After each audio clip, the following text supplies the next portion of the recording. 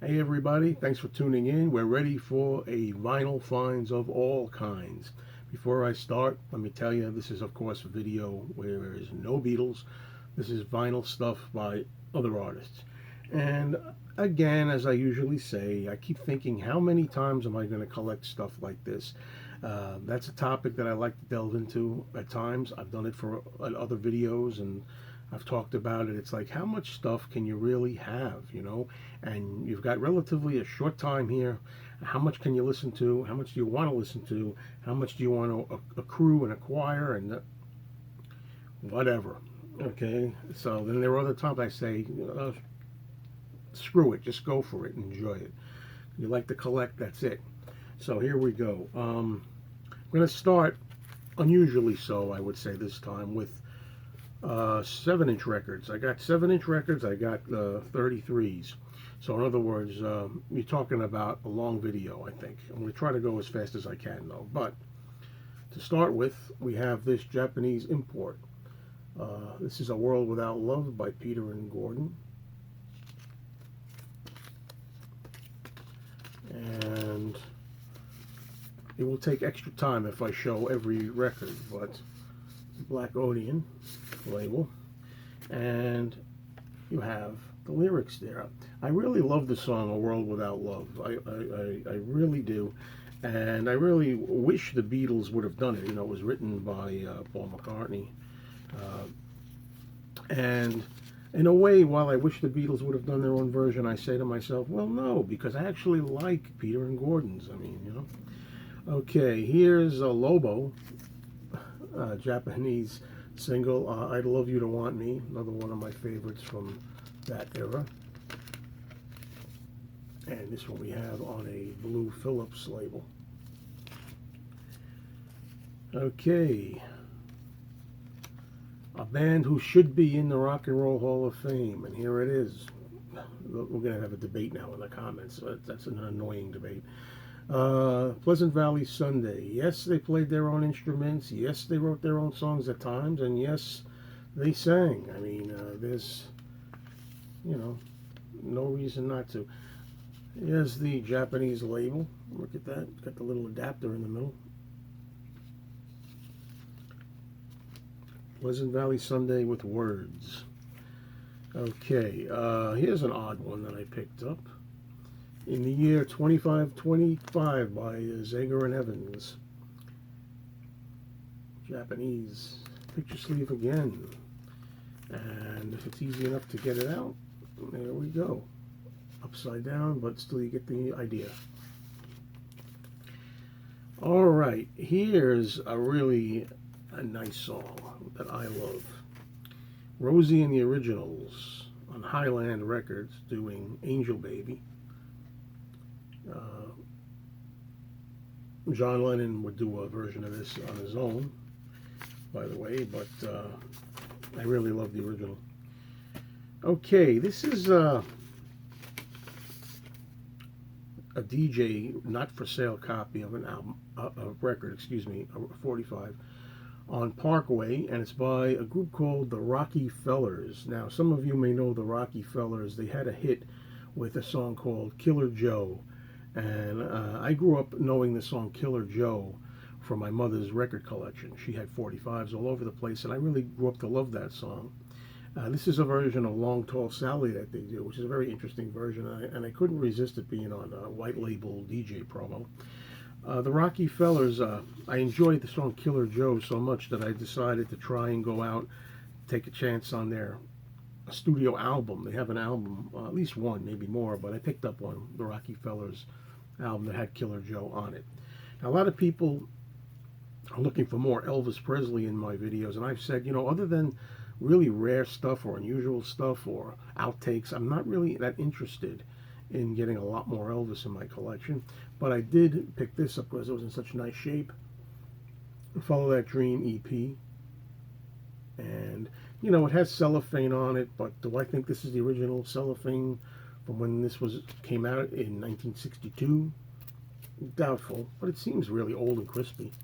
It just may be. It doesn't seem. I don't even know if they shrink wrap these at all. But This is a nice item. Okay, now I'm going to show a gift. We're back now. We're going to go to the 12-inch records. And I'm going to show you a gift that I received from one of my good friends out there, J.D. Thompson. That's Jill.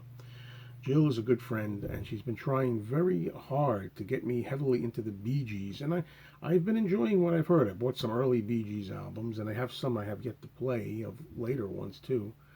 But she sent me this, and it's really nice. It's look, I can't see the year on this, but it's a more recent release, I think. And it has like all their well-known songs on here. And she wrote a little note on the back here, and I want to read it. It says, "Joe, this is no fake. First time on vinyl. Love the gatefold. Enjoy." Well, I am going to play this, so maybe I should open it up. What do you think of that? Because I am going to play it. I'm not going to leave it sealed. She writes, "All the biggest hits, you should know them all." And of course, we got stuff on here that I know, like "To Love Somebody," "Massachusetts," "I've Got to Get a Message to You." I started a joke, "Lonely Days," "How Can You Mend a Broken Heart," "Jive Talking," "Nights on Broadway," "You Should Be Dancing," "How Deep Is Your Love," on and on and on. You know what I mean. "Love You Inside and Out," "More Than a Woman." There's a lot of really great songs on here, stuff that I know already. So, you know what? I'm going to do something I don't usually do, although I want to keep these notes from Jill. If you're not interested in this part, you can skip ahead, but otherwise, I'm just going to go right ahead and do something that I don't usually do, and that's tear open shrink wrap, because I want to see the gatefold of this one. So I'm going to do that. All right, this is live time opening up shrink wrap.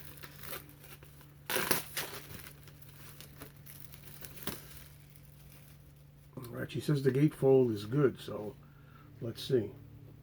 And that it is. Look at that. Beautiful. Beautiful.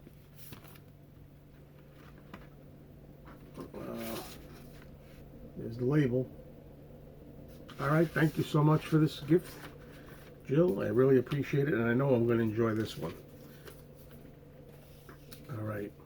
Okay, now on to some other stuff here.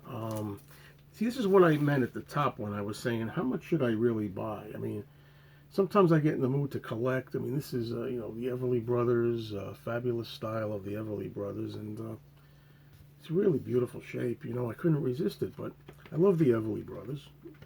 But I'm happy with the hits, but then again, on this Cadence label, it's so nice, really in good shape. You know, you have those times when you have the cash, you know, you're in the mood to buy records, and you see something, you're like, you know what, I like this, I want it, you know. This is like really great shape, this album, as I've said. So, okay, this is something that, it's strange because I had this record once before. It's only $4. I'll leave the price sticker on it. It's Jigsaw. And they're advertising on the cover their big hit from 1975, "Sky High," which I had as a single when I was a young tyke. And I had this album before in the early days when I was first collecting vinyl again. I bought this for like a couple of bucks, and I'm like, during one of my purging states where I'm like, why am I holding on to records that I don't really want just for one song? I got rid of it along with a pile of others, and now here I am buying it again because of the hype sticker, the shrink, and because I love the song. And I figure, you know what, maybe I'll play the whole damn album. Who knows? I still have to do more of those first time spins videos where I get around to doing precisely that, giving them first time spins and also giving you opinions of what I think of them. Next up, this is just for me as a movie collector, really. This is the soundtrack to the movie Earthquake, Charlton Heston. Okay, there's the cast down there. You got Lauren Green in there, and George Kennedy, and others.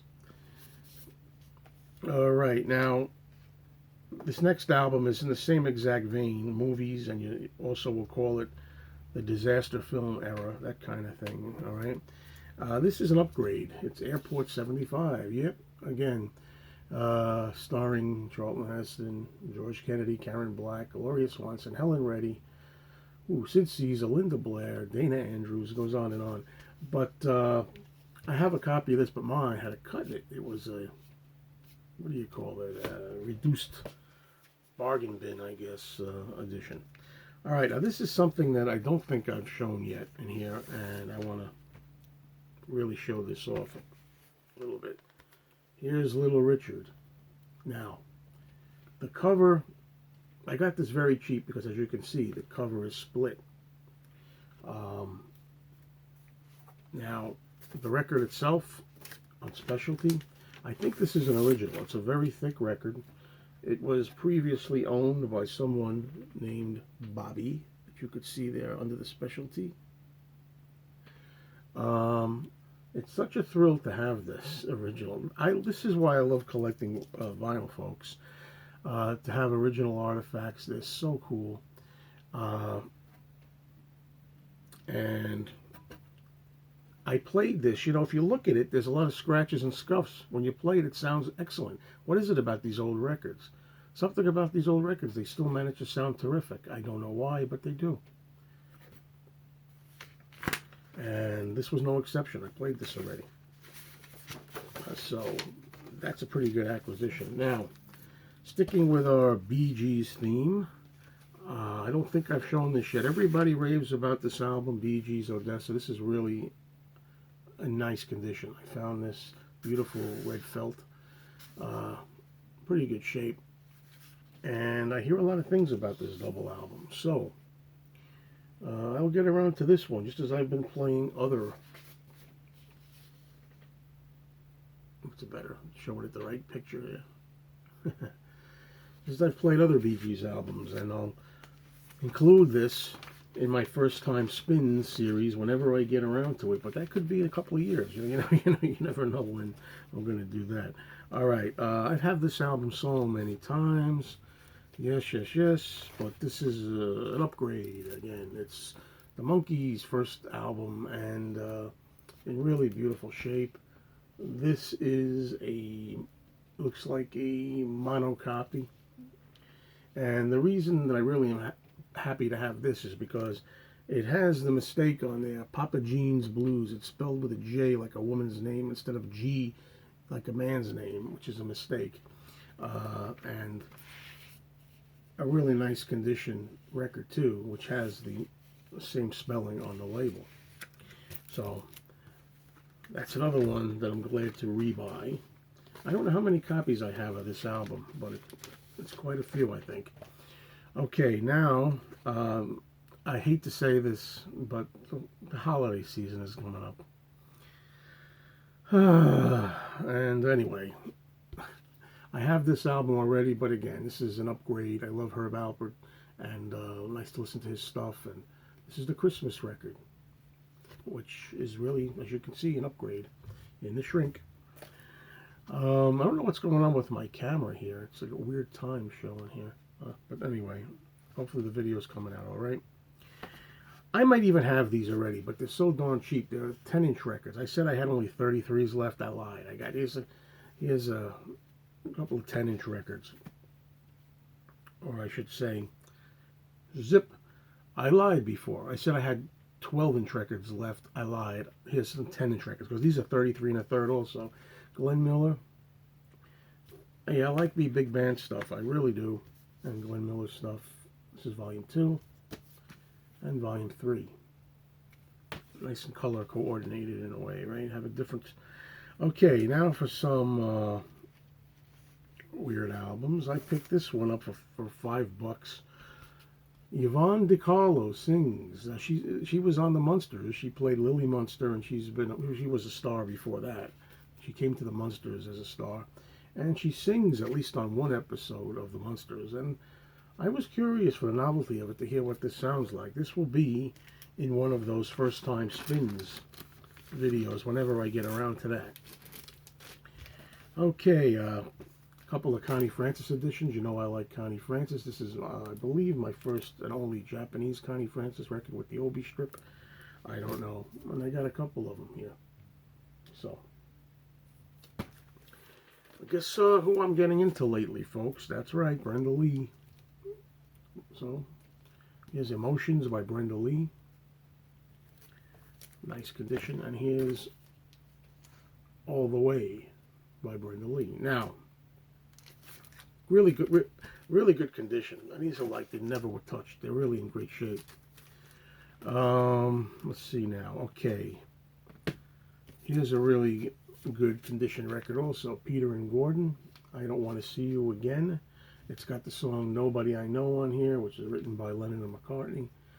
And this is in really great shape. I mean, the record itself also, I mean, look at this. When I see records that look like they were untouched and undirty, and I have somewhat of an interest in them, look at this inner sleeve as well. It's hard to resist. I mean, how are you going to resist them? It's beautiful. Beautiful unplayed vinyl, practically. No spindle wear, no scratches on the label, nothing. And for a good price, too. So, now the last one I picked up because it was dirt cheap, but I don't really know if I'm going to get to this or not. We'll see. Well, I say dirt cheap, at $5 is cheap to me. It's a Roseanne Cash. Now, I don't know. I haven't heard Roseanne Cash. I like her father, Johnny Cash, so I said, well, I'm going to take a chance on this. And we shall see what we shall see. All right, folks. Well, that's the video. Thank you very much for watching. And I don't know how long it's going to be before the next regular non-Beatles vinyl finds of all kinds video, because I keep saying I'm going to try to stop, but you could see that when you're buying records by like Roseanne Cash, Brenda Lee, Connie Francis, Herb Alpert, are you really going to stop?